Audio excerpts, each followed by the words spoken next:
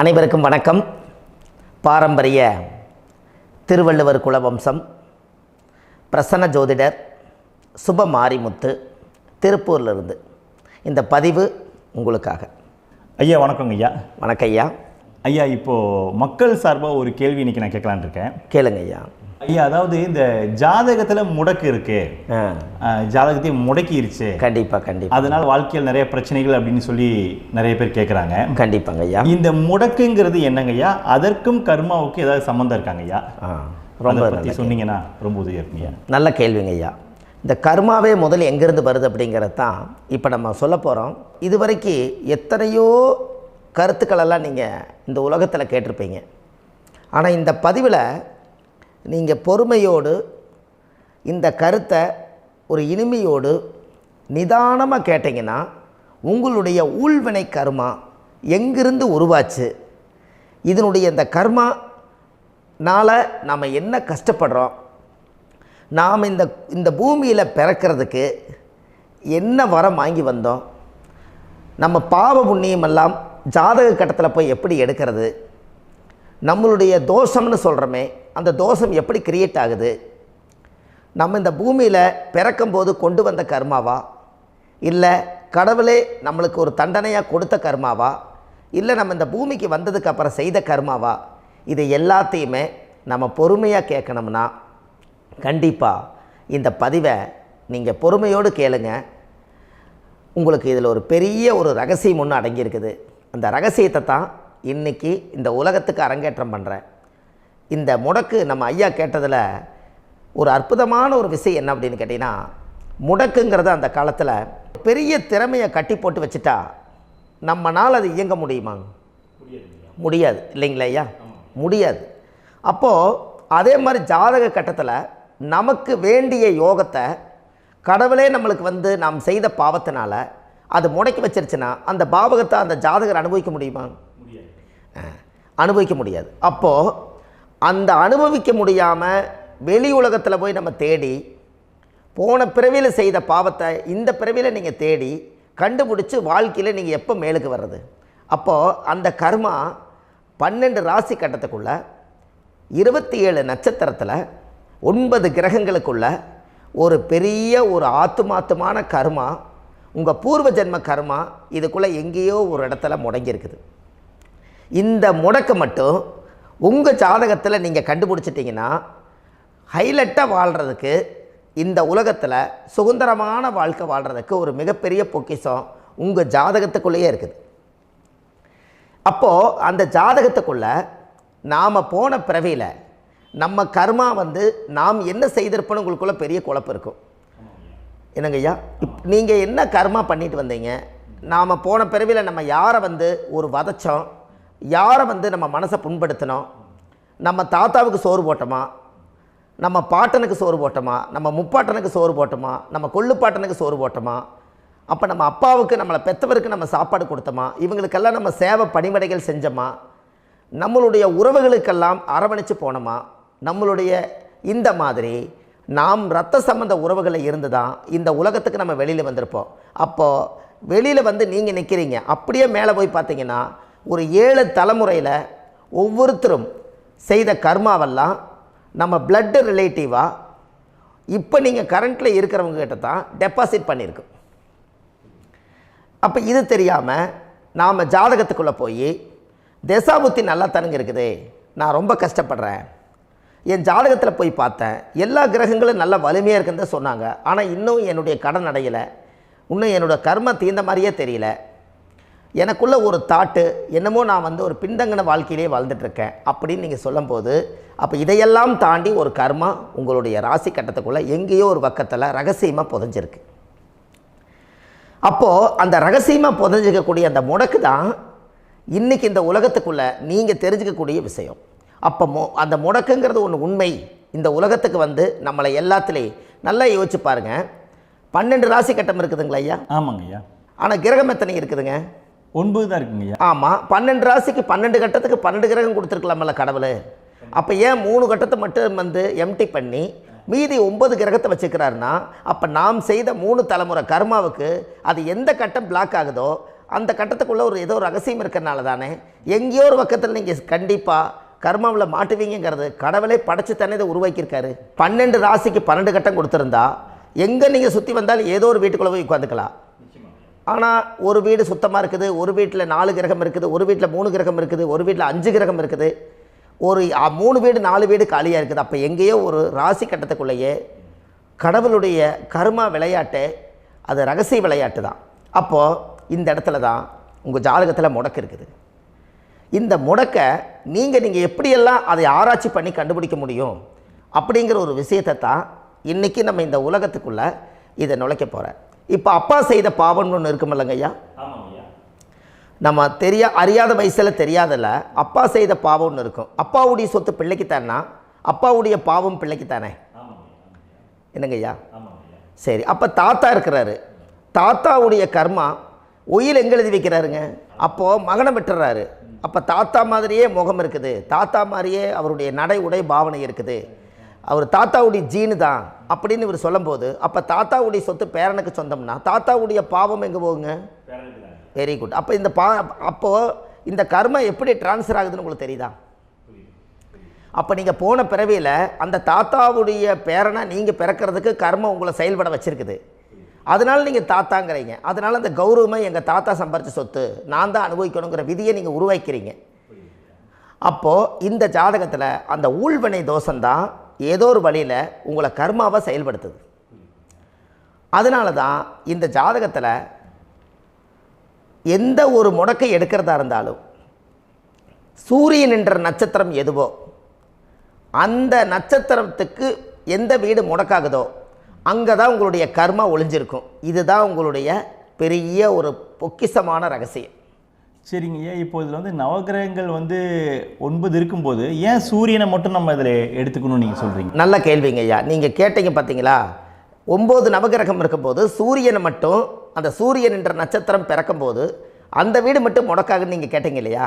இதுதான் அற்புதமான கேள்வி. ஏன் அப்படின்னு கேட்டிங்கன்னா, சூரியன்னா அப்பாவோட உயிர் கரு போய் அம்மாவுடைய பனிக்கூடத்தில் கர்ப்பத்தில் வச்சு 10 மாதம் 300 நாள் சுமந்து நீங்கள் இந்த பூமிக்கு வெளியில் வரும்போது நீங்கள் என்ன பாவத்தை இவங்க விதைச்சாங்களோ அந்த கர்மாவை வாங்கிட்டு தான் நீங்கள் வெளியில் பிரசவமாகறீங்க. இதுதானே?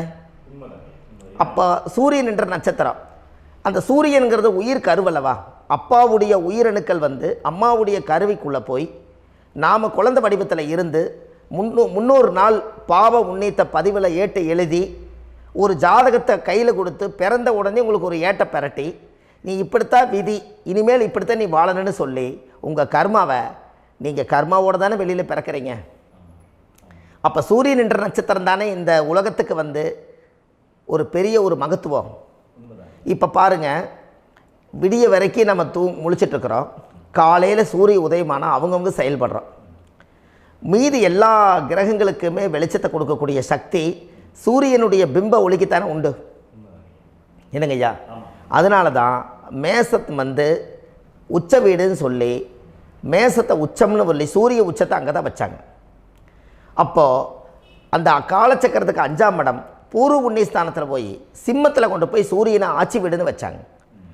அப்போது சூரியனில் இருந்து தான் அந்த மையப்புள்ளி உருவாகுது. அப்போ உங்களுடைய ஜாதகத்தில் அந்த சூரியனாகப்பட்டவர் பிறக்கும்போது நீங்கள் உங்கள் ஜாதகத்தை நீங்கள் எடுத்துக்கங்க ஐயா. நீங்கள் இன்றைக்கே போய் கதவை திறந்து உங்கள் பெட்டியை திறந்து பீர்வாவுக்குள்ளே உங்களுடைய ஜாதகம் இருக்குது, அந்த ஜாதகத்தை எடுத்து ஜோதிடர்கிட்டையே நீங்கள் சந்தேகம் கேட்குறக்கு முன்பு நீங்களே உங்களுடைய கர்ம பற்றி தெரிஞ்சுக்கிறதுக்கு இந்த பதிவில் உங்களுக்கு ஒரு ரகசியத்தை சொல்லித்தரேன். உங்கள் ஜாதகத்தில் இப்போ இது வரைக்கும் ராசி கட்டத்தை நீங்கள் பார்த்துருப்பீங்க, ஆனால் பாதசாரம்னு ஒன்று இருக்கும் இல்லைங்களா? ராசிக்கு பாதசாரம்னு ஒன்று இருக்கும். சூரியன் என்ன நட்சத்திரத்தில் இருக்குது, சந்திரன் என்ன நட்சத்திரத்தில் இருக்குது, செவ்வாய் என்ன நட்சத்திரத்தில் இருக்குது, புதன் என்ன நட்சத்திர காலில் நிற்குது, இதெல்லாமே அந்த சாரம் இல்லாத ஜோதிடம் சோரம் போய்விடும். அதனால் அந்த சாரத்தில் நிற்கிது பார்த்தீங்களா கிரகம், அதில் இப்போ நீங்கள் உங்களுடைய ராசி கட்டத்தை ஓப்பன் பண்ணுங்கள். இதில் ராசி கட்டத்தில் சூரியன் என்ற நட்சத்திரம்னு ஒன்று இருக்கும் இல்லைங்களா? அது எதுவாக வேணாலும் இருந்துட்டு போட்டோம். அந்த நட்சத்திரம் தான் நீங்கள் பிறக்கும்போது தாயுடைய கருவறைக்குள்ள கரு உருவான நட்சத்திரமே அதுதான். புரிஞ்சுங்களா ஐயா? பிறக்கும்போது நீங்கள் அந்த கருவுடைய நட்சத்திரம் அப்பா வந்து கருவை உருவாக்கி கர்மாவை விதைச்சது அந்த சூரியன் என்ற நட்சத்திரம் தான். அந்த வீட்டுக்கு தான் இந்த ராசி கட்டத்தில் உங்களுக்கு முடக்கு உருவாகுது. புரிஞ்சுங்களா ஐயா? அப்போது ஒரு ஜாதகத்தில் சூரியன் என்ற நட்சத்திரம் எதுவோ அதுதான் உங்களுடைய கர்மா நட்சத்திரம். இப்போ நம்ம பிறக்காதுக்கு முன்னாடி அப்பா கட்டத்தில் அந்த கர்மா டெபாசிட் ஆகிருக்கும். அதை ட்ரான்ஸ்ஃபர் எப்படி பண்ணுறாரு? அவருக்கு ஒரு கல்யாணம் வச்சு அவர் குடும்ப வாழ்க்கையில் வாழ்ந்து நம்மளோட உயிர் கருவை கொண்டு போய் ஊராம் பொண்ணை கல்யாணம் பண்ணி பொண்டாட்டின்னு எடுத்துக்கொண்டு அந்த பொண்டாட்டிங்கிற உரிமையாகி இவருடைய உயிர் கரு உருவாகி வாரிசுகள் வெளியில் வருது. அதானங்க ஐயா? அப்போது அந்த சூரியன் என்ற நட்சத்திரம் தான் இந்த உலகத்தில் ஒரு பிரம்மாண்டமான நட்சத்திரம். இந்த நட்சத்திரம் உங்கள் மனசுக்குள்ளே ஏதாவது இருந்துச்சுன்னா உங்கள் வீட்டில் ஏதாவது ஒரு நல்ல விஷயங்கள் நீங்கள் பண்ணுறதா இருந்தால் அந்த கர்மா நட்சத்திரம் சூரியனுடைய நட்சத்திரம் இருக்குது பார்த்தீங்களா, அந்த நட்சத்திரத்தில் எந்த ஒரு சேவைகளும் செய்யக்கூடாது. அதுதான் கர்மா. அதை போய் நீங்கள் ஆக்டிவேட் பண்ணி விட்டீங்கன்னா அது முன்னோர்களை வந்து நீங்கள் வந்து தொந்தரவு பண்ண மாதிரி. அந்த கர்ம நட்சத்திரம் தான் உங்கள் வாழ்க்கையில் அது புதஞ்சிருக்கிறதா. இப்போ குழந்தை பிறந்தாலோ சீர் சீமந்தங்கள் நீங்கள் செய்கிறதாலோ கல்யாணம் முக்கிறதுனாலோ உங்கள் ஜென்ம நட்சத்திரத்தன்னைக்கு கல்யாணம் பண்ண வேண்டாம்னு சொல்லிக்கிறாங்கல்லங்க. உங்களுக்கு ஜென்ம நட்சத்திரத்துக்கு முன்னாடி உங்களை உருவாக்குன நட்சத்திரம் தான் ஜென்ம நட்சத்திரம். அப்போ சூரியன் என்ற நட்சத்திரம் அப்பாவுடைய ஜென்ம நட்சத்திரமாக அந்த ஊழ்வினை கர்மம் செயல்படுது. அப்போ அந்த முடக்கு யார் வழியில் வந்தது? முன்னோர்கள் வழியில் வந்தது. முன்னோர்கள் கட்டி வச்சது யாரைய? குலதெய்வத்தை. அப்போ அந்த குலதெய்வத்தை போய் சாமிக்கு போய் வீடு வாசல்லாம் வலித்து குலதெய்வத்தை போய் தேங்காய் பழம் பூ மாலை கல்கண்டு வாங்கி அர்ச்சனை பண்ணி ஒரு அன்னதானம் ஒன்று பண்ணிவிட்டு சாமிக்கு பொங்கல் வச்சு நைவேத்தியம் பண்ணிவிட்டு உங்கள் ஜாதகத்தை வச்சு பூஜை பண்ணிவிட்டு வாங்க. அதுக்கப்புறம் தான் உங்கள் கர்மாவை கண்டுபிடிக்கிறதுக்கு வழியே பிறக்கும். குலதெய்வத்தை வணங்காமல் கோவிந்தா கோவிந்தா என்று பல தெய்வத்தை வணங்கினாலும் பலனொன்றும் இல்லைன்னு அந்த காலத்தில் முன்னோர்கள் சொல்லி வச்சுக்கிறாங்களா இல்லைங்களா? அதனால் கண்டிப்பாக அதை கண்டுபிடிச்சி நீங்கள் அதுக்கு ஒரு நைவேத்தியம் பண்ணால் மட்டும்தான் முதல்ல உங்கள் 5ஆம் பாவம் முன்னோர்கள் அது வேலை செய்யும். குலதெய்வ ஆலயத்துக்கு போயிட்டு வாங்க. போயிட்டு வந்துட்டு இந்த கர்மவினை தோஷத்தை நிவர்த்தி பண்ணுறதுக்குண்டான சரியான பரிகாரத்தை நம்ம எடுப்போம். அப்போது உண்மையாலுமே ஒரு ராசி கட்டத்துக்குள்ளே இந்த மாதிரி ஒரு அந்த கர்ம தோஷம் இருப்பதனால இந்த கர்மா தோஷத்துக்கு அந்த முடக்க தோஷங்கிறத நீங்கள் எடுத்து அதை கண்டுபிடிச்சி அந்த சூரியன் என்ற நட்சத்திரம் எந்த ராசி கட்டத்தில் போய் முடக்காயிருக்குதோ அந்த முடக்கு எந்த பாவகம் வந்து நம்மளுக்கு லாக் ஆகிருக்குதோ அந்த பாவகத்துக்கு உண்டான பரிகாரங்கள் அதுக்குரிய ஸ்தலங்கள் அந்த கோவில்களில் போய் சுவாமிக்கு தேங்காய் பழம் பூமாலை கல்கண்டு வாங்கி அர்ச்சனை பண்ணி நீங்கள் அந்த கோவிலுக்குள்ளே போய் உட்காந்து சாமி கும்பிட்டு வந்தீங்கன்னா உங்களுடைய ஜாதகத்தில் இருக்கக்கூடிய அந்த முடக்கு தோசை நீங்கி வாழ்க்கையில் நீங்கள் எதை சாதிக்க வந்தீங்களோ அந்த சாதனையை நீங்கள் சாதிச்சிட்ருப்பீங்க. புரிஞ்சுங்களா ஐயா? ஏன் அப்படின்னா அந்த முடக்கு நட்சத்திரத்துக்குள்ளே தான் ஒரு தோஷம் இருக்குது. இப்போ அந்த காலத்தில் பாருங்கள் ஐயா, முன்னோர்கள் எல்லாம் நிறைய பேர் கோவில் கட்டி வச்சுட்டு போயிருக்காங்களா இல்லைங்களா? இந்த கோவில் எதுக்காக கட்டி வச்சுக்கிறாங்கன்னா அவங்க கட்டினவங்களுக்கும் அந்த முடக்கு தோஷம் இருந்திருக்குது. ராஜாக்கள் இருந்திருக்குது, மன்னர்கள் காலத்தில் இருந்திருக்குது, ஜமீன்தார் காலத்தில் இருந்திருக்குது. இப்போ அவங்களுடைய அமைப்புகள் எல்லாமே முன்னோர்கள் என்னமோ அறியாமல் தெரியாத தன்னடக்கம் இல்லாத ஒரு கர்மாவை இவங்க செஞ்சிட்டாலும் அதுக்குரிய பரிகார ஸ்தலங்களை கொண்டு போய் அந்த காலத்திலே ஜாதகம் பார்த்து நம்ம வந்து முன்னோர்களுடைய பாவத்தை நாம் செய்த பாவத்தையும் தீர்த்துட்டு நமக்கு கீழே அடுத்த சந்ததிகள் அடுத்த தலைமுறைகள் வந்தாலும் இந்த கோவில்களுக்கு வந்து விளக்கு போட்டு சாமி கும்பிட்டு இந்த மண்ணை மிதிச்சுட்டு போனால் அன்னையோடு அந்த கர்மா தீருங்கிறது அந்த காலத்திலேயே முடக்க தோஷ பரிகாரத்தை கோவில் வழியில் அந்த காலத்தை திசை திருப்பி வச்சுருக்காங்க. அப்போ நீங்கள் கோவிலுக்கு போகாமல் கண்டிப்பாக இந்த பரிகாரத்தை நீங்கள் உடைக்க முடியாது. ஏன் உடைக்க முடியாதுன்னா இப்போ நீங்கள் எத்தனை வருஷம் வாழ்கிறீங்க ஐயா? 120 வருஷமே வச்சுக்கோங்க. சூரியன் திசை 6 வருஷம், சந்திரன் திசை 10 வருஷம், செவ்வாய் திசை 7 வருஷம், ராகு திசை 18 வருஷம், குரு திசை 16 வருஷம், சனி திசை 19 வருஷம், புதன் திசை 17 வருஷம், கேது திசை 7 வருஷம், சுக்கிரன் திசை 20 வருஷம். இப்போ நான் சொன்ன டோட்டலெல்லாம் கூட்டிங்கன்னா 120 வருஷம் வரும். இது ஒரு மனிதர் பிறந்து பூரண ஆயுளோடு வாழ்ந்தால் இந்த 120 வருஷம் வாழ்ந்தால் அவர் இந்த பூலோக பதவி விட்டு சிவலோக பதவி போயிடுவார். அதுக்கு பேர் தான் பூரண ஆயுள் என்று பொருள். அப்போ இந்த பூரண ஆயுளை வாழ்ந்தவருக்கு 120 வருஷம். கோயில் எத்தனை வருஷம் வாழுதுங்க ஐயா? கோயில் பழங்காலத்து கோயிலெல்லாம் எத்தனை வருஷம் வாழுதுங்க? 12 வருஷத்துக்கு கும்பாபிஷேகம். அது ஓகே, அது பரவாயில்ல. 12 வருஷத்துக்கு ஒருக்கா பழசை புதுப்பிச்சு கும்பாபிஷேகம் பண்ணி மறுபடியும் அதுக்கு பவர் ஊட்டி சக்தி ஊட்டி அதுக்கு உருவேற்றுறாங்க. நான் சொல்கிறது கோயில் 5000 வருஷம் 4000 வருஷம் பெரிய பெரிய சித்தர்கள், மகான்கள், ரிஷிமார்கள், யோகிகள், சித்தர்கள் இவங்களெல்லாம் போய் கோவில்லையே சிவனையும் பெருமாளையும் வழிபாடு பட்டுட்டு கோவில்லையே ஒரு ஓரத்தில் ஜீவசமாதி ஆயிட்டாங்கன்னு பழைய கால கோயிலில் சித்தர்கள் குடியிருக்காங்களா இல்லைங்களா? இருக்காங்கல்லங்க ஐயா. அப்போது நாம் 120 வருஷம் வாழ்கிறோம், கோவில் 5000 வருஷம் வாழுது. எங்கே சக்தி அதிகமாக இருக்குன்னு சொல்லுங்க? கோவிலில் தாங்க ஐயா. கோயில் தான், அதில் ஒன்றும் மாற்றம் இல்லைங்களே. கோயில் தாங்க. அப்போ கோவிலில் தான் அந்த சக்தி இருக்குதுன்னு நீங்கள் சொல்கிறீங்க. அப்போ உங்களுடைய கர்மாவை உடைக்கிறதுக்கு 120 வருஷம் பெருசா 5000 வருஷம் பெருசான்னு சொல்லுங்கள்? 5000 தாங்க. அப்போ 5000 வருஷம் உள்ள அலைகள் வந்து எத்தனை அந்த சிவனுக்கு இப்போ சிவன் கோயிலே உங்களுக்கு முடக்கு தோஷத்துக்கு ஒரு கோயில் வருதுன்னு வச்சுக்கோங்க. அந்த கோவிலில் எத்தனை முடக்குகளுக்கு உண்டான கோவில்கள், எத்தனை பழங்களை ஊற்றி சாமிக்கு அபிஷேகம் பண்ணியிருப்பாங்க, எத்தனை பால் கூட ஊற்றிருப்பாங்க, பன்னீர், தேன், இளநீ, மஞ்சள் நீர், திருமஞ்சனம், அபிஷேகம், பொங்கல், நைவேத்தியம் இத்தனையும் செஞ்சு அந்த சிவனை வந்து சிவனாக பார்த்து அந்த கருவறைக்குள்ள ஒரு கிராணங்கள் வரும்போதும் கூட பாதுகாப்பு பண்ணி வச்சு நல்ல சக்தியோடு அந்த கருவறையை புத்தியோடு அவங்க வேலை செஞ்சு அந்த காலத்தில் வச்சுருக்காங்களா இல்லைங்களா? அப்போது நம்ம வீட்டை அவ்வளோ சுத்தமாக வச்சுருக்க முடியுமா? என்னதான் வாஸ்து இருந்தாலும் முடியாது இல்லைங்களா? அப்போது அவ்வளவு ஒரு பவர்ஃபுல்லான கோவில் அந்த முடக்கு தோஷத்துக்குள்ளே ரகசியமாக அந்த கோயில் அடங்கியிருக்குது. உங்கள் ஜாதகத்துக்குள்ளே உண்மையாலுமே ஊழ்வினை கோயில், கர்மவினை கோயில் அதுக்குள்ளே இருக்குது.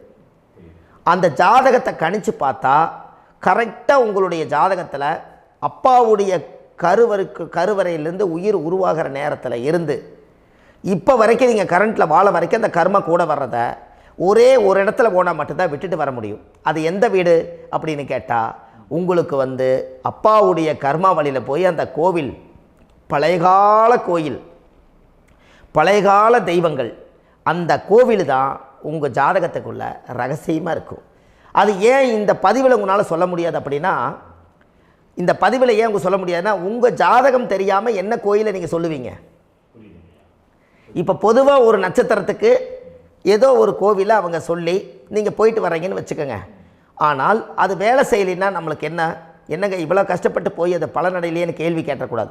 உங்கள் ஜாதகத்தை நீங்கள் கொண்டாங்க, உங்கள் டேட் ஆஃப் பர்த் டயத்தை போட்டு ஜாதகத்தை கணிச்சு நீங்கள் சூரியன் என்ற நட்சத்திரத்துக்கு உங்களுடைய கர்மவினை கோவில் யார், உங்களுடைய முடக்கு யார், ஊழ்வனை தோஷத்துக்கு உண்டானவர் யார், தாய் வழி கர்மா யார், தந்தை வழி கர்மா எது, நீங்கள் பிறக்கும்போது வந்த கர்மா என்ன, இது எல்லாம் கணிக்காமல் பொதுவாக ஒரு கோயிலில் போய் நீங்கள் பாட்டுக்கு சாமி கும்பிட்டு வந்தால் பலன் எப்படி கிடைக்கும்?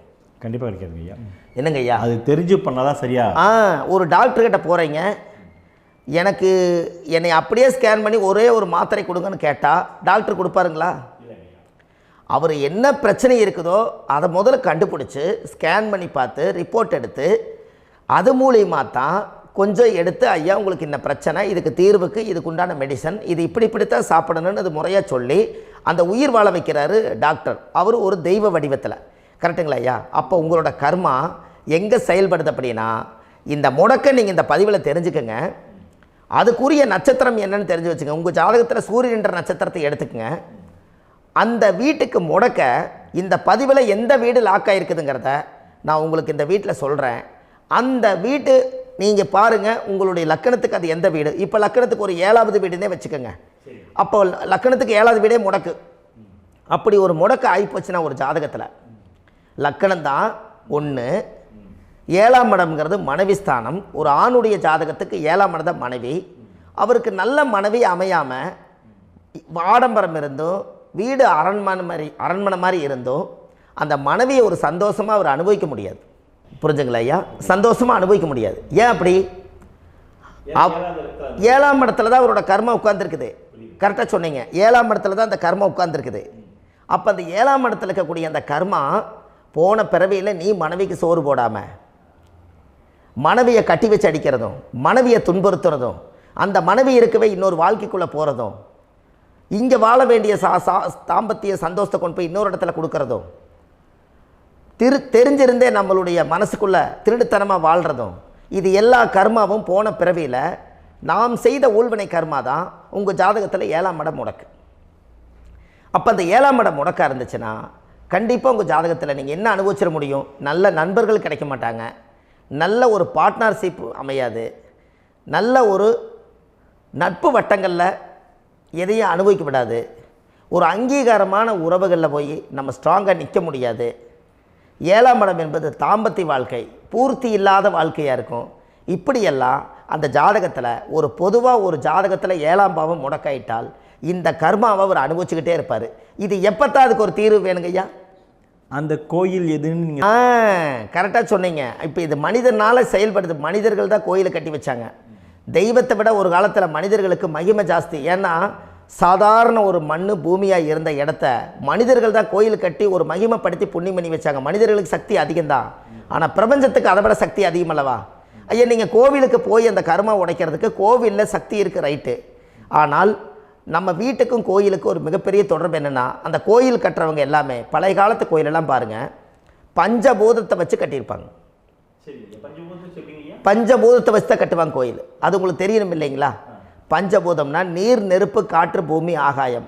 இந்த பஞ்சபூதத்தினுடைய சக்திகள் எல்லாம் ஒரே நேர்கோட்டுக்கு என்னைக்கு வருதோ அன்னைக்கு தான் அந்த கோவிலுடைய பாலக்கால் போட்டு 1000-2000 வருஷம் நிலச்சி நிற்கிறது. காரணம், இந்த பிரபஞ்சத்தில் பஞ்சபூதம் எப்படி நிலச்சி நிற்குதோ அதுபோல் 5000 வருஷம் நிற்கிறதுக்கு அந்த பஞ்சபூத சக்தி வச்சு தான் சாமி சிலையை பிரதிஷ்டை பண்ணி வச்சுருப்பாங்க. அதனால தான் இந்த கோயில்கள் எல்லாம் 5000 வருஷமாயும் எத்தனையோ கிராணங்களை எல்லாம் தப்பிச்சிருக்கிறதுக்கு காரணம். அப்பேற்பட்ட புண்ணிய ஸ்தலம் உங்களுக்கு எதுன்னு தெரியணும் அல்லவா? என்னங்க ஐயா? அப்பேற்பட்ட புண்ணிய ஸ்தலம் உங்களுக்கு எதுன்னு தெரிஞ்சால் தானே நீங்கள் போய் செய்ய முடியும், இல்லாட்டி கண்டிப்பாக தெரியாது. அப்போ இந்த முடக்கு தோஷத்தை கடவுள்கிட்ட கொண்டு போய் ஒப்படைக்கணும். நாம் பிறக்கும் போது கொண்டு வந்த கர்மாவை நாம் இருக்கும் காலத்தில் கொண்டு போய் இந்த கர்மாவை சுத்தப்படுத்தி, நீங்கள் பாவ ஆத்மாவை இந்த பூமியில் பிறந்து பூலோகத்தில் எல்லா புண்ணியத்தையும் செஞ்சுட்டு இந்த பூலோகத்தை விட்டு நீங்கள் போகும்போது புனித ஆத்மாவாக போகணுன்னா உங்கள் கர்மாவை கொண்டுட்டு போகாதீங்க, கர்மாவை நிவர்த்தி செய்யுங்க. என்னங்க ஐயா? அப்போ கர்மாவை சுத்தப்படுத்துங்க. கர்மாவை சுத்தப்படுத்திட்டு உங்களுக்கு பிறக்கிற குழந்தைகளுக்கு அந்த கர்மாவை டிரான்ஸ்ஃபர் பண்ணாமல் உங்களோட நில் பண்ணுங்க. ஒரு உதாரணம் சொல்லட்டுங்களா ஐயா? ஒரு காந்தம் ஒன்று இருக்குது இல்லைங்களா? ஒரு காந்தம்ங்கிறது ஒரு தாத்தாவாக வச்சுக்கோங்க. ஒரு இரும்பை கொண்டு போய் வச்சா ஒட்டு மோட்டாதா? அப்போ ஒட்டுனோடனே காந்தம்ங்கிறது தாத்தா, அவருக்கு பிறந்த வாரிசுக்கு அந்த கர்ம டிரான்ஸ்ஃபர் ஆயிருமா? சரி, இன்னொரு இரும்பை கொண்டு போய் வைங்க, ஒட்டு மோட்டாதா? அப்போ அது பேரனுக்கு வைங்க, பேரனுக்கு வந்துருச்சு அந்த கர்மா. இன்னொரு இரும்பை கொண்டு போய் வைங்க, அந்த காந்தத்துக்கு நேர் இன்னொன்று வைங்க, ஒட்டு மோட்டாதா? அப்போ அதை கொண்டு போய் நம்ம கொள்ளு பேரனுக்கு வைங்க. இப்படியே டிரான்ஸ்ஃபர் ஆகி தலைமுறையாக இந்த கர்மா தொடர்ந்துக்கிட்டே இருக்குது. இந்த இடத்துல கொண்டு போய் காந்தத்துக்கு இரும்பு ஒட்டிகிட்டே இருக்குதுல்ல, இந்த இடத்துல ஒரு மரக்கட்டை செஞ்சு கொண்டு போய் கரெக்டாக வச்சுக்கினே போட்டுமா? அந்த மரக்கட்டையை கொண்டு போய் வைக்கிறவர் யார்? மரக்கட்டை வச்சுட்டு அடுத்த வாரிசு புனிதமாக பிறந்துட்டு அந்த மேலே இருக்கிற கர்மாலாம் இந்த அடுத்த இதுக்கு வராதில்ல. இதுதாங்க ஐயா கர்மா. தொடர்ந்து வரக்கூடிய கர்மாவை அதை நில் பண்ணணுங்கிறதுக்கு பேர் தான் இந்த உதாரணத்தை சொன்னவங்களுக்கு. அப்போ நாம் இந்த பூலோகத்தில் நம்ம ஒரு தாயுடைய கருவறையில் இருந்து தொப்புள் கொடி அறுக்கும் நேரம் நாம் என்ன கர்மாவை வாங்கி வந்திருந்தாலும் அதையெல்லாம் ஆராய்ச்சி செய்து ஜாதகத்தில் முழுமையாக கண்டுபிடிச்சி ஒரு காலம் இல்லைனாலும் ஒரு காலம் நம்ம நல்லா இருக்கிறதுக்காக, நம்ம வாரிசுகள் எல்லாம் நலமடைஞ்சு வளமடைஞ்சு வர்றதுக்காக இந்த கர்மா தோஷத்தை கரெக்டாக கண்டுபிடிச்சி சரியான கோவிலுக்கு போய் நீங்கள் கர்மாவை நிவர்த்தி பண்ணி அங்கே பூஜை புனஸ்தானங்கள், சகசரநாம பூஜைகள், ஓமங்கள், வழிபாடுகள் இதெல்லாம் நீங்கள் செஞ்சு உங்களுடைய பாவத்தை எல்லாம் கழித்து உங்கள் ஜாதகத்தவே யோகமாக மாற்ற முடியும். கண்டிப்பாக மாற்ற முடியும். ஏன்னா நம்ம யாரை நம்பி செய்கிறோம்? சரியான கடவுள்கிட்ட வழிகாமிக்க போகிறோம். அப்போ கடவுள் பொய்யாயிருவாரா?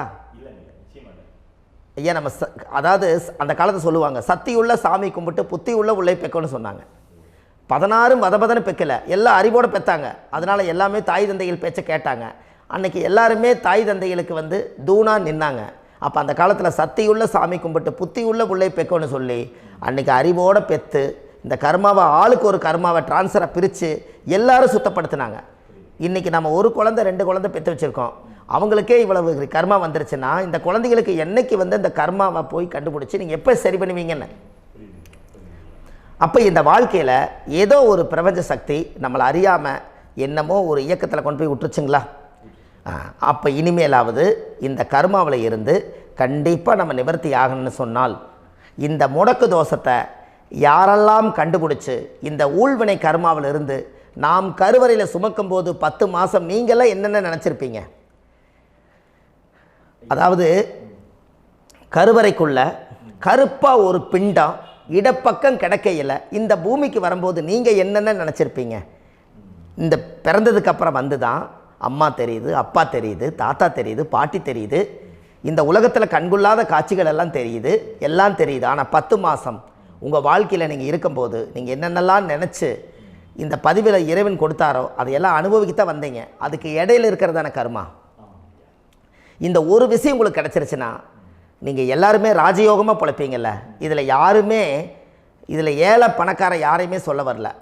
அவங்க பிறக்கும்போது புண்ணியத்தை பொறுத்து தான் போன ஜென்மத்தில் நம்ம என்ன புண்ணியங்கள் பண்ணி வச்சோமோ அந்த புண்ணியத்தில் இன்றைக்கி நல்லா வாழ்கிறாங்க. ஒருத்தர் கேட்டார், என் ஜாதகத்தில்ங்க எங்கூட படித்தவர் இடம் வாங்கிட்டார், வீடு வாசல் கட்டிட்டார், தொழில் பண்ணிட்டார், நல்லா இருக்கார், ஆனால் நான் இன்னும் அப்படியே தான் இருக்கிறேங்கன்னு ஒருத்தர் கேட்டார். அதுக்கு ஒரு கருத்து என்னென்னா, டேட் ஆஃப் பர்த் ஒன்று தான், டைம் ஒன்று தானே வச்சுக்கோங்க. அவங்க அப்பா செஞ்ச புண்ணியம் வேறு, நீங்கள் செஞ்ச பாவங்கள் வேறு. அவர் செஞ்ச புண்ணியத்தினால அவருக்கு எல்லாமே முன்னாடி கிடைக்கிது. நீ கர்மாவெல்லாம் கழிச்சிட்டீங்கன்னா பின்னாடி கிடைக்க போகுது. இதில் மற்றவங்களை பற்றி வேற்றுமையாக நினைக்கிறதுல எந்த ஒரு இதுவுமே இல்லை. அப்போ ஒருத்தர் பார்த்து ஒருத்தர் வாழ வேண்டாம். உங்களுடைய சுய அறிவை வச்சு இந்த பூலோகத்தில் இந்த பூமியில் நீங்கள் 4 தெரிஞ்சு நல்ல விதமாக கற்றுக்கிட்டு இந்த உலகத்தில் சிறப்பாக வாழ கற்றுக்குங்க. அதுக்கு அந்த ஊழ்வினை தோஷத்தை கண்டுபிடிங்க. உங்களுக்குன்னு ஒரு முடக்கு இருக்குதுங்கிறத இன்றைக்கி நீங்கள் எழுதி வைங்க. அதை எப்படியாவது கண்டுபிடிங்க, அதை தேடுங்க. ஒரு முறை நீங்கள் ஜாதகத்தை கொண்டு வாங்க. அந்த ஜாதகத்தை கொண்டு வந்து உங்கள் பாவகத்தில் எத்தனாம் பாவம் முடக்காயிருக்குதுன்னு பாருங்கள். அந்த பாவகம் முடக்காயிருச்சுன்னா உங்கள் வாழ்க்கையில் அதிலிருந்து உங்களால் வெளியில் வரவே முடியாது, கண்டிப்பாக வர முடியாது. அதை நீங்கள் கண்டுபிடிச்சா மட்டும்தான் நீங்கள் மேலே வர முடியும். ஏன்னா நிறைய பரிகாரங்கள், பூஜைகள், யாகங்கள், ஓமங்கள் எல்லாம் செய்து வச்சும் கூட அந்த கர்மவினைக்கு உண்டான கோவிலுக்கு போய் அந்த 5000 வருஷ பழமை வாய்ந்த தெய்வத்துக்கிட்ட போய் நீங்கள் முறையிட்டு விளக்கு போட்டு உங்கள் கர்மத்தை எல்லாம் நான் நீ தான் தீர்த்து கொடுக்கணும்னு சொல்லி நம்பிக்கையோடு நீங்கள் போய் அந்த சரணாகதி அடையிறீங்க பாருங்கள், அங்கே தான் உங்கள் கர்மாவை எடுத்து விடுறாரு. அப்போ இந்த ரகசியம் உங்களுக்கு வேணுமல்லவா? அப்போ உங்கள் ஜாதகத்தில் எங்கே முடங்கி அதுக்குரிய கோவில்கள் எல்லாம் என்ன, அதுக்கு தான பரிகாரம் என்ன, அதுக்கு நீர் பரிகாரம் என்ன, யாத்திரை பரிகாரங்கள் என்ன, நீங்கள் வீட்டில் இருந்தே செயல்படுத்தக்கூடிய பரிகாரங்கள் என்ன, பரிகாரம் கோவிலுக்கு போய்த்தான் நடக்குமா, இல்லை நாம் வீட்டில் வச்சு வணங்குறதுனால நடக்குமா, நாம் செய்யக்கூடிய தர்ம பரிகாரங்கள் என்ன, தான பரிகாரங்கள் என்ன, இப்படி பல விதமாக இருக்கிறனால உங்கள் ஜாதகத்துக்கு எந்த மாதிரி பரிகாரம் கனெக்ட் ஆகுதுங்கிறது தெரியணும். இது தெரியாமல் கண்டிப்பாக உங்களால் செயல்படுத்துறது ரொம்ப கஷ்டம். இதனால் இதை நீங்கள் தெரிஞ்சுக்கணும்னா இப்போ நம்ம பாருங்கள், நீங்கள் அந்த தெரிஞ்சுக்கிட்டாலே உங்கள் வாழ்க்கையில் ஒரு டைம் தான் நீங்கள் தெரிஞ்சுக்க போகிறீங்க. உங்களுடைய கர்மா என்ன, நீங்கள் எங்கே செயல்பட்டு போயிட்டுருக்கிறீங்க, உங்கள் போகிற பாதை சரியா இல்லை அந்த பாதையில் முள்ளு கல் இருக்குதா, இது எல்லாம் உங்களுக்கு தெரியலனா இந்த முடக்கை கண்டுபிடிக்கக்கூடிய சக்தி வாய்ந்த இந்த கர்மாவை நிவர்த்தி பண்ணுறதுக்கு வழிகள் இருக்குது. அதனால் நீங்கள் கண்டிப்பாக இந்த முடக்கை தெரிஞ்சுக்கணும்.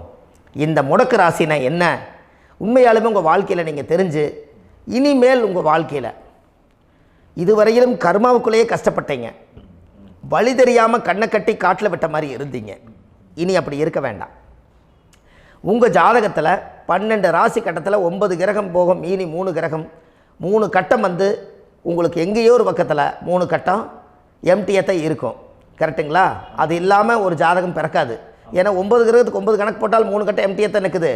அந்த கட்டத்துக்குள்ளே எந்த நட்சத்திரத்தில், எந்த சாரத்தில், எத்தனாவது டிகிரியில், எத்தனாவது பாதசாரத்தில், எத்தனை வெகுளையில், எத்தனை செகண்டுக்குள்ளே இந்த கர்மா உள்ளே புகுந்து உங்களை செயல்படுத்துதுங்கிறத கண்டிப்பாக உங்கள் ஜாதகத்தை கொடுங்க. பார்த்து இந்த விஷயத்தை சொல்கிறேன், நீங்கள் அந்த இடத்துக்கு போய் நிவர்த்தி பண்ணிவிட்டு உங்கள் வாழ்க்கையில் கொஞ்சம் காலம் வாழ போகிறீங்க. பாருங்கள், பிறந்ததுலேருந்து 20 வருஷத்துக்குள்ளே இளமையாக வாழ்கிறீங்க, குழந்தையாக வாழ்கிறீங்க. 20லேருந்து 40 வயசுக்குள்ளே தான் உங்களுக்கு ஒரு பொண்ணை பார்த்து கல்யாணம் பண்ணி ஒரு கரு உருவாக்குறீங்க. அதுக்கப்புறம் 40லேருந்து 60க்குள்ளே குழந்தை பெற்று கடமை முடிச்சிடுறீங்க. 60 வயசுக்கு மேலே ரிட்டையர்ட் ஆகிடுறீங்க. இந்த 20க்கும் 60க்கும் இல்லாத 20லேருந்து இந்த 40 வயசுக்குள்ளே உங்களோட தேடல் என்னவோ அது வாழ வேண்டிய சுகபோகமான வாழ்க்கை எல்லாமே அந்த 40க்குள்ளே தான் இருக்குது. இந்த 40க்குள்ளே இருக்கக்கூடிய வாழ்க்கையை இந்த கர்மா தெரியாமல் காலத்தை வீணாக்க வேண்டாம். வாழ வேண்டிய வயசில் நீங்கள் வாழணும். அதுக்குரிய கர்மாவை நீங்கள் சுத்தப்படுத்துங்க. எப்படியெல்லாம் நீங்கள் சந்தோஷமாக வாழ்கிறீங்கன்னு எனக்கு ஒரு தகவல் கொடுங்க. வேறு லெவலில் நீங்கள் இருப்பீங்க. கண்டிப்பாக இந்த பதிவில் உங்களுக்கு நான் இந்த விஷயத்தை கொடுக்க போகிறேன். இந்த முடக்கு நட்சத்திரங்கள் என்ன அப்படிங்கிறத இந்த பதிவில் நீங்கள் ஒரு நோட் ஒன்று எடுத்துக்கோங்க, குறித்து வச்சுக்கோங்க. இதில் இருந்து அவங்கவுங்களுக்கு முடக்கு நட்சத்திரம் என்னங்கிறத இந்த பதிவில் நான் உங்களுக்கு கொடுக்குறேன். இந்த வீடு தான் அது முடக்குங்கிறத சொல்கிறேன். இதையெல்லாம் நீங்கள் தெரிஞ்சு உங்கள் ஜாதகத்தவே நீங்கள் முடக்கு எடுத்து கண்டிப்பாக உங்கள் வாழ்க்கையில் நீங்கள் நல்லா இருப்பீங்க. அதுக்கு ஒரு நோட் எடுத்து வச்சுக்கோங்க. இது வரைக்கும் கர்மாவை பற்றி நம்ம பேசினோம். உங்கள் ஜாதகத்தில் சூரியன் என்ற நட்சத்திரத்துக்கு தான் முடக்குன்னு சொன்னீங்களே, எந்த வீடுங்கிற ரகசியத்தை இன்றைக்கி நம்ம எல்லோரும் தெரிஞ்சுக்கலாமா? இத்தனை காலமாக நீங்கள் தெரிஞ்சுக்காத ஒரு ரகசியத்தை இன்றைக்கி உங்கள் ஜாதக கட்டத்தில் நீங்களே முடக்க கண்டுபிடிச்சி அதுக்குண்டான பலனை தேட போகிறீங்க. அந்த தேடல் தான் உங்களை கொண்டு போய் உட்கார வைக்க போகுது. ஒரு உதாரணம், உங்கள் ஜாதகத்தில் பாதசாரம் இருக்குது அல்லவா? அந்த பாதசாரத்தில் சூரியன் என்ற நட்சத்திரம், சூரியன் நின்ற நட்சத்திரம் பாதசாரத்தில் கரெக்டாக எடுங்க. சூரியன் என்ற நட்சத்திரம் உத்திராட நட்சத்திரமாக இருந்தால் விருச்சிக ராசி வீடு தான் முடக்கு ராசி. அப்போ உங்கள் வாழ்க்கையில் அது மேசத்துக்கு அது 8வது வீடு, உங்கள் லக்கணத்துக்கு அது எத்தனாவது வீடு நீங்கள் பார்த்துக்கோங்க. அது செவ்வாயுடைய வீடு. அந்த விருச்சிக ராசி தான் முடக்கு ராசி வரும். செக் பண்ணி பாருங்கள், கரெக்டாக இருக்கும். அப்போது கண்டிப்பாக உங்கள் வாழ்க்கையில் ஒரு நல்ல முன்னேற்றங்கள் வரணும். எடுத்த காரியம் ஜெயமடையணும். செய்யும் தொழிலில் லாபம் ஏற்படணும். 4 பேர்த்துக்கு முன்னாடி நான் கௌரவமாக வாழணும். வண்டி வாகன சொத்து சுகம் எல்லாம் எனக்கு அமையணும்னு சொன்னால் அந்த பாவகம் முடக்கு ராசியாக இருப்பதனால என்றைக்கு அதை நீங்கள் ரிலீஸ் பண்ணுறீங்களோ அன்னையிலிருந்து உங்களுடைய வாழ்வாதாரம் உயரும். அதுக்கப்புறம் தான் உங்கள் வாழ்க்கை ரொம்ப நல்லாயிருக்கும். உத்திராட நட்சத்திரத்தை பற்றி இது வரைக்கும் நீங்கள் பார்த்தீங்க. அடுத்தது திருவோண நட்சத்திரத்தை பற்றி அடுத்த பதிவில் நம்ம பார்க்க போகிறோம். நம்ம ஆன்லைன்லேயே ஜாதகம் பார்க்குறோம். உங்கள் date of birth, time, place கொடுத்தீங்கன்னா போதும். உங்களுக்கு ஜாதகத்தை கணிச்சு ஃபோன்லேயே உங்களுக்கு கர்ம ராசி கண்டுபிடிச்சி உங்களுக்கு உண்டான கர்ம பரிகாரத்தை சொல்லி உங்கள் வாழ்க்கையில் ஒரு வெளிச்சத்தை கொண்டு வர்றதுக்கு என்றைக்கும் உங்களுக்கு உறுதுணையாக இருப்பேன். நீங்கள் கண்டிப்பாக இந்த பதிவுகள் எல்லாம் இது உங்களுக்காகத்தான். இது அதிகாலை நேரத்தில் பிரம்ம முகூர்த்தத்தில் இந்த பதிவை உங்களுக்கு முழுமையாக சமர்ப்பணம் பண்ணுறேன். இதை இதை வழி நடத்தி இதைய எப்படியெல்லாம் இந்த முடக்கை கண்டுபிடிச்சி இப்படியெல்லாம் பேச வச்சு அழகு பார்க்க நம்ம முன்னோர்களுடைய ஆசீர்வாதமும் இந்த முடக்கை கண்டுபிடிச்ச குருமார்களும் அவங்களுடைய குடும்ப பாரம்பரிய வம்சாவளிகளும் எல்லாருமே நல்லா இருக்கணும். அதுக்காக இந்த நேரத்தில் நான் வந்து அடியேன் சுப மாரிமுத்தாக இருந்து திருப்பூர்லேருந்து இந்த பதிவை உங்களுக்கு நான் கொடுக்குறேன். கண்டிப்பாக இந்த முடக்கு கோயிலுக்கு, இந்த முடக்கு தோஷத்துக்கு உண்மையான பரிகாரங்கள், எளிமையான பரிகாரங்கள் நீங்களே வாழ்க்கையில் செஞ்சு ஆதிகால பரிகாரங்கள் உங்கள் மனசுக்குள்ளே இருக்குது. அதை செயல்படுத்தினா மட்டும் போதும், வாழ்க்கை எங்கேயோ போயிடும். கண்டிப்பாக ஒரு முறை உங்கள் ஜாதகத்தை அனுப்பி வைங்க, உங்களுக்கு நான் பார்த்து பலன் சொல்கிறேன். இன்றைக்கி நான் கொடுத்த பதிவுகள் எல்லாம் உங்களுக்கு ரொம்ப பயனுள்ளதாக இருந்திருக்கும். உங்களுக்கு இது வரைக்கும் எத்தனையோ கர்ம வினைகளை பற்றி தெரியாமல் இருந்திருப்பீங்க. இந்த பதிவில் நிறைய கேட்டு தெரிஞ்சுக்கிட்டீங்க. இதெல்லாம் வாழ்க்கையில் ரொம்ப முக்கியமான பரிகாரங்கள், எளிமையான பரிகாரங்கள். நேராக நீங்கள் கடவுளை தான் கெட்டியாக பிடிக்க போகிறீங்க. அந்த பரிகாரங்கள் எல்லாம் செஞ்சு அதிகாரமாக வாழ்ந்து இந்த பூலோகத்தில் நல்ல சிறப்பாக வாழ்கிறதுக்கு இந்த பரிகாரம் உங்களுக்கு ரொம்ப யூஸ்ஃபுல்லாக இருக்கும். கண்டிப்பாக இந்த பதிவை செய்யுங்க. நம்ம பாரம்பரிய திருவள்ளுவர் குல வம்சம் பிரசன்ன ஜோதிடர் சுப மாரிமுத்து, திருப்பூரில் இருக்கேன். 30 ஆண்டு காலமாக நம்ம ஜோதிடம் பார்த்து கொண்டிருக்கிறோம். இவ்வளவு காலமாக எத்தனையோ ஆயிரக்கணக்கான மக்களுக்கு நம்ம ஜோதிடம் பார்த்து வழிகாட்டி நிறைய மக்களுக்கு நிறைய சேவைகள் செஞ்சுருக்கேன். நிறைய கோயில் கட்டி வச்சுருக்கேன், கும்பாபிஷேகங்கள் பண்ணி வச்சுருக்கேன், அன்னதானங்கள் நிறையா பண்ணி வச்சுருக்கேன், புண்ணிய யாத்திரைகள் நிறைய போய் வந்திருக்கேன். மக்களுக்காகவே நான் உங்களுக்கு உழைக்க தயாராக இருக்கேன். இந்த ஜோதிடம் வந்து என்னுடைய ஒரு பாரம்பரியமாக என்னுடைய அப்பா, தாத்தா, முன்னோர்கள் இதெல்லாம் எங்களுடைய குலத்தொழில் இது. அதனால் நாங்கள் பாரம்பரியமாக திருவள்ளுவர் குல வம்சம். வள்ளுவர் வாக்குன்னு யூடியூப் சேனலில் போனீங்கன்னா 1000 பரிகாரங்கள் கொடுத்துருக்கேன். அதுவும் உங்களுக்கு ரொம்ப யூஸ்ஃபுல்லாக இருக்கும். வள்ளுவர் வாக்கு அப்படின்னு போடுங்க. அப்படி இல்லைன்னா சுப மாரிமுத்துன்னு போடுங்க. இதில் பரிகாரங்கள் நிறையா கொடுத்துருப்பேன். கண்டிப்பாக இதெல்லாம் நீங்கள் சந்தித்து நீங்கள் ஒரு சப்ஸ்கிரைப் பண்ணி வச்சுக்கோங்க. நான் போடக்கூடிய பதிவுகள் எல்லாமே உங்களுக்கு நோட்டிஃபிகேஷனை வந்துடும். அதனால் நீங்கள் ஒரு சப்ஸ்கிரைப் பண்ணி வச்சுக்கோங்க. தினமும் ஒரு தகவல் உங்களுக்கு கொடுத்துக்கிட்டே இருக்கேன். இதெல்லாமே உங்களுக்கு ஒரு பெரிய சந்தோஷமான நிகழ்ச்சிகள். என்றைக்கும் உங்களோட நான் வாழ்கிறேன். உங்களுடைய குடும்பத்தில் நான் ஒருத்தராக இருந்து குடும்ப ஜோதிடராக நான் இருப்பேன். கண்டிப்பாக ஆயுளுள்ள வரைக்கும் உங்களுக்காக இந்த ஜோதிடத்துக்கு உழைச்சி உங்கள் குடும்பத்தில் ஒருத்தராக நான் வந்து ஒரு ரத்த உறவில் நான் வந்து இந்த பூர்வ ஜென்மத்தில் உங்களுக்கு நான் கடமைப்பட்டிருக்கேன். கண்டிப்பாக அடுத்த பதிவில் உங்களை நான் சந்திக்கிறேன். வாழ்வது ஒரு முறை, வாழ்த்தட்டும் தலைமுறை. நன்றி, வணக்கம்.